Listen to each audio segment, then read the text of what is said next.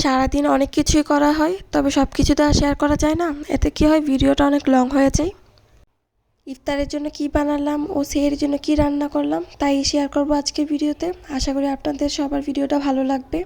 এখানে বেগুনি ভেজে নিচ্ছিলাম, বেসনটা আগেই মাখানো ছিল।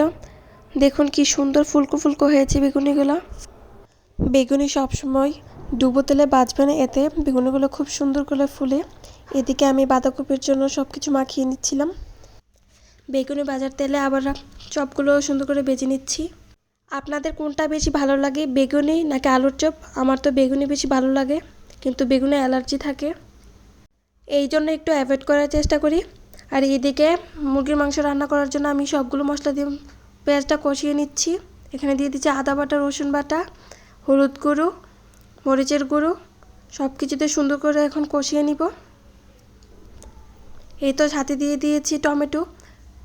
মুরগিতে টমেটো দেওয়া কার কার পছন্দ, আমার তো অনেক ভালো লাগে। একদিন আপনারাও ট্রাই করে দেখতে পারেন মুরগির মাংসে টমেটো দিয়ে, এটা কিন্তু খুব মজা হয়। এখন আমি মাংসগুলো দিয়ে দিলাম, উপরে দিয়ে দিয়েছি পেঁয়াজ।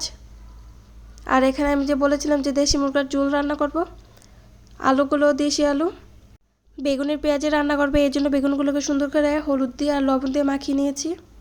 মাংসগুলো কষানো শেষ, এখন পানি দিয়ে দিব, গরম পানি দিয়ে দিয়েছি। এই তো মাংস রান্না শেষ, এখন দিয়ে দিব মেথি গুঁড়া আর অল্প পরিমাণে গরম মশলা দিয়ে নামিয়ে নিব। এদিকে আমার বেগুনের দু পেঁয়াজিও রান্না শেষ, ধনেপাতা দিয়ে নামিয়ে নিব। দেখুন দু পেঁয়াজির কালারটা কত সুন্দর এসছে। আর এখানে হলো ডাল,